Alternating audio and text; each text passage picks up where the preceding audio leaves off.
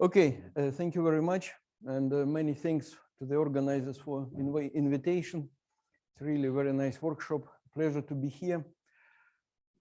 I continue with phonons in some extent. We heard already some stories today, and I want to show that they can really represent reasonably universal mechanism to switch spin order in various materials, and not only spin order.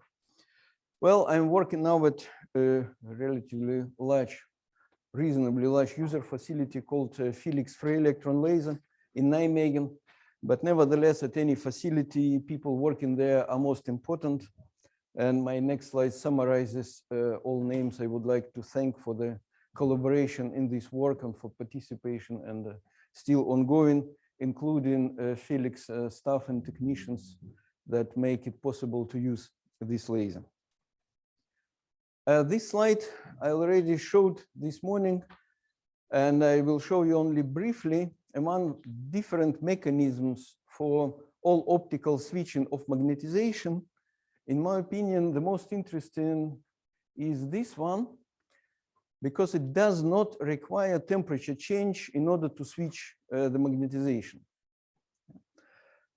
And basically, our work started with the question, can we find another mechanism that also fully non-thermal? And for this, there was some work done before. It has been shown that strain in the lattice, you can easily excite magnetization. So this work about 12 years ago shown that if you launch pulses of strain across the substrate, by the time they come to the magnetic field, they excite precession there, and so that was clearly the interaction of this strain with magnetic media, and that was followed by this proposal that in fact launching strains can switch magnetization, and then of course depending on the length of the pulse and strength of the pulse, you have this alternating pattern of switch, non-switch, and so on. So basically what you need is to create sufficient strain and then see what happens. Yeah. How do we create it? Well, it's not that trivial, and straining sample directly basically just cracks it. And for this, I would like to use a mechanism that was dubbed nonlinear phononics. And I always like to show this old example of coupling between different oscillators. This is a model of a pendulum on a solid stick, just a stick with a mass. And of course, it has one equilibrium down. But if you start vibrating suspension point in vertical direction, first it gains equilibrium position upside down, so it will be oscillating really upside down. It's easy experiment. Usually first-year students get to see it during the lectures. And second, if the amplitude is high enough, it will completely lose the equilibrium downwards. Same can happen with phonons in the medium if you excite one mode. Well, supposed to be infrared active because it must absorb some energy to be excited to high amplitude, then because of nonlinear interaction between the modes, orthogonal Raman active mode will change its equilibrium. We are speaking about optical phonons, so that means it's not like macroscopic change of the volume, but just a change of the interatomic distances for the time of your excitation pulse plus coherence of the phonon. And that means really different state of the crystal that you cannot create in any other way. And the group of Andrei Cavalieri in Hamburg really developed this technique, and they shown that you can drive temporary changes in many materials, from magnets to ferroelectrics to superconductors and to metal insulator phase transitions. You can start reading this review. But we would like to use the same mechanism for switching, permanent switching of magnetization, which so far has never been shown. So we need to excite an infrared active phonon mode to high amplitude. So we need an excitation source. An excitation source is just our Felix free electron laser. This is a building on top of it, and this is what is in the basement. Just to tell you, we have really wide tunability range. almost factor of 500, few tenths of microjoules per pulse, and pulses are really can be sub-picosecond. You have tunable bandwidths, and they are Fourier transform limited, so they're still very short pulses where you can change the length and the bandwidth at will. Just to add to it, we developed cavity damper, one of these lasers, so we obtain pulses in excess of 100 microjoule in this wavelength range of so many microns, or maybe tens of terahertz, which is really huge, I should say. And so our first experiment, I should tell you, I will start with a ferrimagnet because it's easier to explain how it works, and then I show you where else can this mechanism be used. So for ferrimagnet, garnet, I heard in one presentation, is the best magnet ever.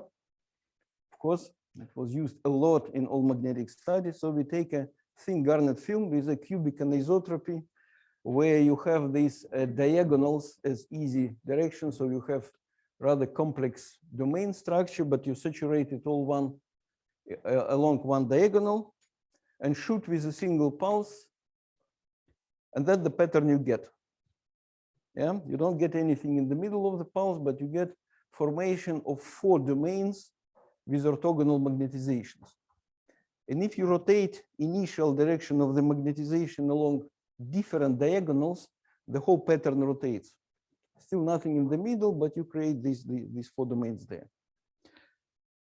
And also, thing to remember is that if you shoot with second pulse or with 10 more pulses, the pattern hardly changes. So first pulse creates this, and then it just stays there. Maybe grows a little bit, but that's it. And that makes it possible when we need time resolution, we use a single pulse. When we don't need it, we use the whole macro pulse of about 100 pulses of Felix, because it results in the same, but you have better control of intensity and stability as well. Okay. What kind of phonon do we excite? That's the most interesting part here.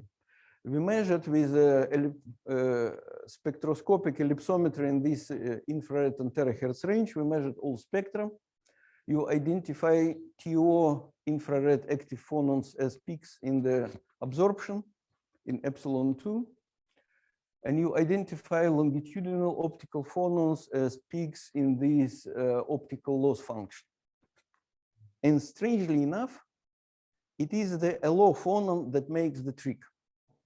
Yeah, nothing happens on this TO phonon frequency that is infrared active, but everything happens at the frequency of LO phonons that are not infrared active and not supposed to absorb anything.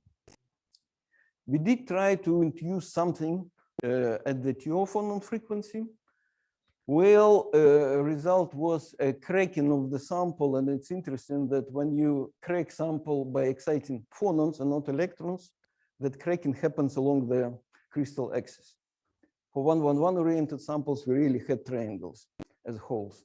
So, but it's not the idea of this experiment. How can we explain this quadruple domain pattern? Well, I have this primitive picture that I think gives you an idea where it comes from. You think of a pulse as Gaussian, fine. And if you create some strains by this pulse, you realize that in the middle of the pulse, it's symmetric. And if you excite via change of crystal field some magnetic anisotropy, it also has nowhere to point. So the center must be isotropic. But on the gradients of this Gaussian, you can excite sort of strain axis that can result in extramagnetic anisotropy, which is directed from the center. Now, if your magnetization is along this diagonal here and there, magnetization is stable. It would not change anywhere. But on the other diagonal, this is where you have maximum torque. But what you excite is not field, is rather anisotropy. So this torque is unstable. Magnetization doesn't know where to go here, to the left or to the right. But left and right from this point, it does know where to go. And that's why it goes one way or another way, depending on one side of the diagonal or on another side. And this is how these 4 domains are formed. You can do better. You can calculate distribution of displacement and strains and calculate magnetoelastic energy.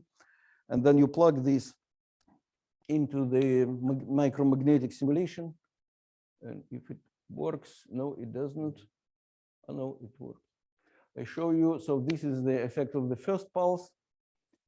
And this is the effect of the second pulse. So basically it changes a little bit, but not much.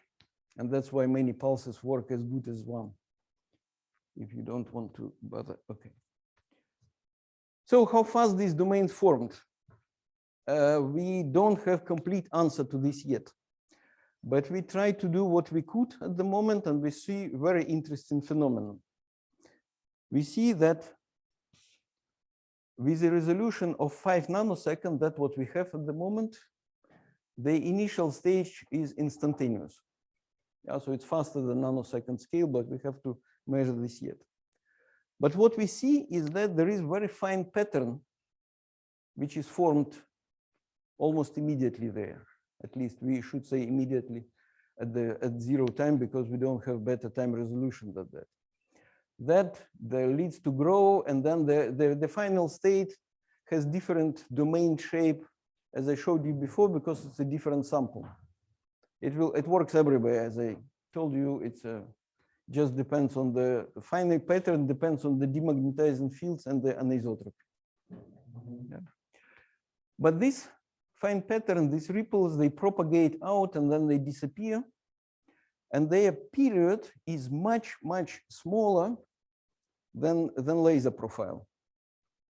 So in principle, they should not be generated. And I should tell you that, in fact, they correspond to the magnetoelastic resonance, to the point where dispersion of spin waves crossing the acoustic phonon line. Where do they come from? Well, there are 2 points here. First, I should remind you that precession, if you drive precession very strongly with very large amplitude, is unstable. Yeah. It comes back to this original paper of Soule about Soule instabilities, yeah, how the large angle ferromagnetic resonance decays into spin waves with many wave vectors. And second, this is, well, rather modern work on switching by high amplitude that shown that it's not stable at this condition with these driving forces. And finally, you can modulate this, you can model it with while producing very large number of spin waves with different wave vectors, and so the switching becomes chaotic. Second step, it has been shown by a couple of groups that, in fact, if you excite a lot of spin waves of different wave vectors, they condense to the point of the magnetoelastic resonance. Experimental group explained it with a quantum mechanical condensation of bosons, while theoretical group did simple classical micromagnetic simulation and obtained the same result. So this is just a bending of the curves that makes this point really higher density of state and accumulates the quasi-particles there. But the fact that we see domains, switched domains, 180-degree domains with this period, means that we do have sort of condensation, which in my language would be, well, these waves just come in single phase and amplify each other, so that on the crests of them you reach a reversal. And in fact, velocity of around of the order of at least 1,000 meters per second proves that these are driven by phonons that accelerate the propagation, because it's rather large velocity for this part. Okay, so this is part about ferrimagnet. Now, according to David, this is the most famous antiferromagnet, but there is a poster over there, so I think all interested people have seen these results very briefly. Answering question of Dima about domains. You see them very easily if you put the sample in a microscope. Problem is here that we have bulk single crystals that are 0.5 millimeter thick. And these domains are of the order of maybe 5 micrometer, what we see. So that means through the depth, I have no idea how they propagate. It could be, there could be many. We had two samples, 001 oriented, 111 oriented, and you see here square behavior of the domains, and here you see really 120-degree angle, so they really follow the crystallographic structure as well. And from the point of view of phonons, this is the easiest material ever, again. In non-magnetic state, it has this rock salt lattice, so it has just one optical phonon. Very nice resonance, really typical classical Lorentz oscillator. And in presence of magnetism, there is some distortion. There are some zone folding effects, but they're very small on phonon spectra. So here you have some bumps, here you have some shoulder, but that's it. So you have, for this single phonon, you have TO phonon part at 25 micrometer and LO phonon part at 16.7 micrometer. And you see again that if you just shoot this antiferromagnet with pulses, with infrared pulses, you do have changes of the domain structure at the frequency corresponding to LO phonon, but nothing at TO frequency. Well, because of this complex domain structure and really shooting at everything, we had to employ some algorithm identifying changes or not. But if you're interested, Pavel is here, you can talk to him, and poster is still hanging there, I believe. So another antiferromagnet was much easier from the point of view of magnetic domains, because it's a canted antiferromagnet, so it has magnetic moment. In a sense, these canted antiferromagnets is a bit cheating if you speak about antiferromagnets, but okay, at least you can work with them. So this is easy plane antiferromagnet with, well, rather large out of plane negative anisotropy, very small anisotropy in plane, beautiful green crystals, although we had much worse things than these ones. Domains in them were studied many times. I don't have to go there, but they are large and they practically have no coercivity in good crystals. So they're very easy to move. Problem here are the phonons. These are only infrared active ones. So that means these are frequencies of TO phonons and LO phonons. They are not measured that directly, and I have not found any work really studying them. So they have a lot of frequencies. Nevertheless, well, should first ask questions later. So we did that, and this is very interesting. From the initial state here, you apply small magnetic field, and then you switch it off, and then you shoot with a Felix pulse, and then you see this image on this image, depending where magnetization was directed. And then you really see a vortex state forming here.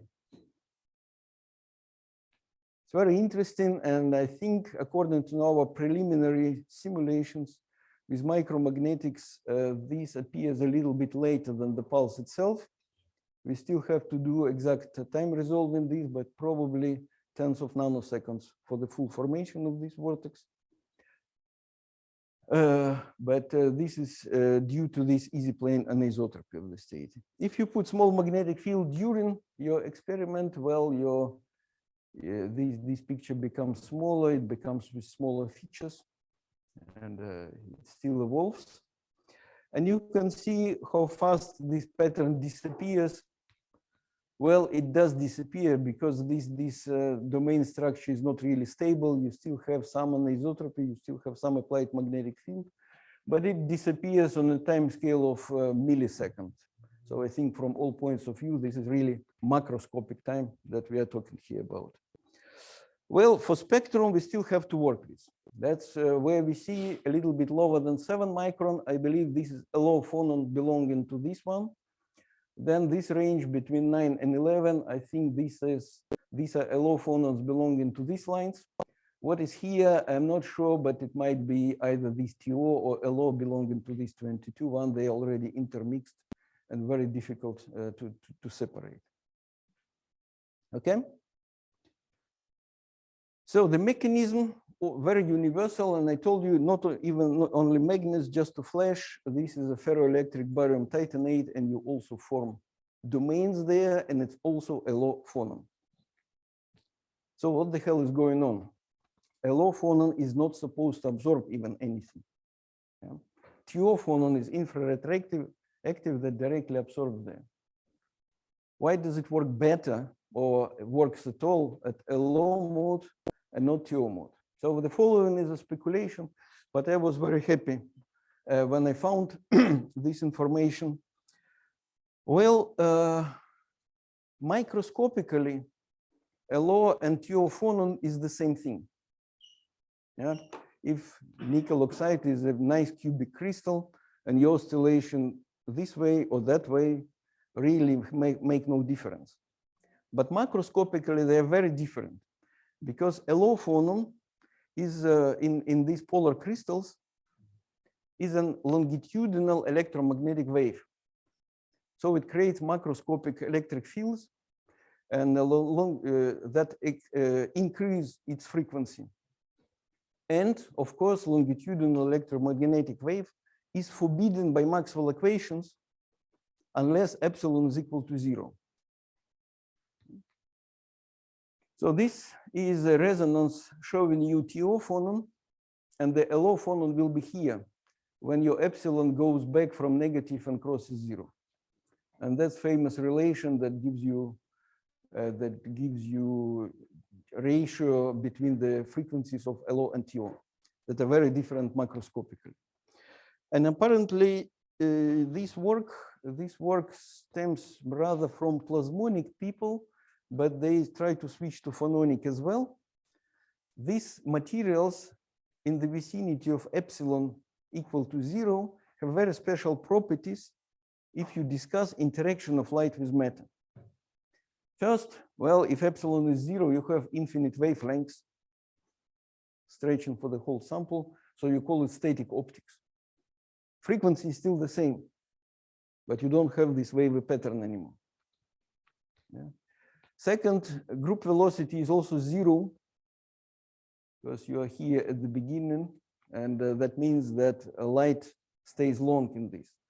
And because of this, well, there were many arguments, particularly about strong nonlinear effects caused by these pulses that were calculated. And one of them is just because of this static optics, you don't have this field crossing 0 20 times and just average into something rather small, but you have it permanent, which just builds up in the sample. So this might be the most crucial difference between LO and TO phonon, and that's why it switches. To conclude, well, that's clear that experimentally, excitation of the sample at the frequency of LO phonon leads to clearly strong strain, strong light-induced transient magnetic anisotropy that is able to switch magnetization in very different samples. Yeah, they are different magnetically, they are different crystallographically. You always get these peculiar shapes, and from peculiar shapes, you basically prove your excitation mechanism, which is extremely convenient. Yeah, if nothing happens in the middle of the pulse, you can clearly say it shouldn't be terminal. And this is still work very much in progress, but we see this pattern formation that we can explain by these very large amplitudes of the precession and instabilities of this kind of motion. The last note, if somebody is interested, we do have something about circularly polarized excitation, but I didn't have time to talk about it here. Thank you very much for your attention.